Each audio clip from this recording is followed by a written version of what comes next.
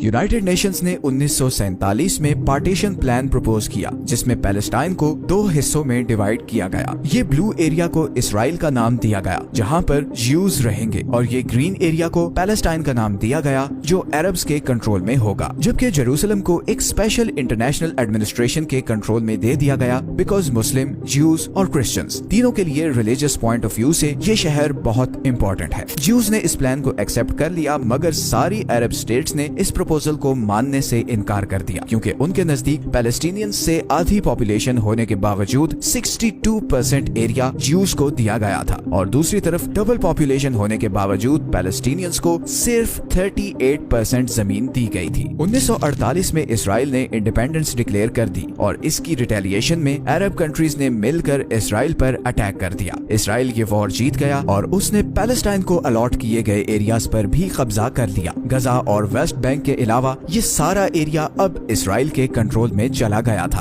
अगले 20 साल में करीबन 7 लाख पैलेस्टीनियंस अपनी जान बचाने के लिए अपने घर और प्रॉपर्टी को छोड़कर लेबनान और दूसरे पड़ोसी कंट्रीज में चले गए। फिर मई 1967 में इजिप्ट ने तिरान स्ट्रेट बंद कर दिया, जिसके जवाब में इसराइल ने 5 जून को एक सरप्राइज एयर स्ट्राइक करके इजिप्ट की 90% एयर फोर्स को तबाह कर दिया, और साथ ही में जॉर्डन और सीरिया पर भी अटैक कर दिया, जिसके बाद इन सब अरब कंट्रीज और इसराइल में फुल स्केल वॉर शुरू हो गई। 6 दिन जारी रहने वाली ये वॉर इसराइल जीत गया, और उसने गोलान हाइट्स, वेस्ट बैंक, गजा और इवन सिनाई पर भी कब्जा कर लिया। अब करीबन सारा पैलेस्टाइन इसराइल के कंट्रोल में आ चुका था। इस वॉर के 6 साल बाद ही 6 अक्टूबर 1973 को इन अरब स्टेट्स और इसराइल के दरमियान एक और वॉर शुरू हो गई, जब इन अरब कंट्रीज ने ज्यूज के होली दिन योम किपुर पर इसराइल पर एक सरप्राइज अटैक किया। इस दफा Egyptian forces Suez canal cross करके इधर तक पहुंच गई, जबकि सीरियन आर्मी इसराइल के डिफेंस को तोड़ते हुए गोलान हाइट्स तक पहुंच गई। इसराइली आर्मी इस दफा एग्जॉस्ट हो चुकी थी, और उसने अमेरिका से हेल्प मांग ली। अभी अमेरिका से असिस्टेंस आ ही रही थी कि इसराइल ने इजिप्शियन आर्मी पर एयर स्ट्राइक्स करके सुएज कैनाल को क्लियर करवा लिया, और दूसरी तरफ गोलान हाइट्स पर भी सीरियन आर्मी को आगे बढ़ने से रोक दिया। वॉर शुरू होने के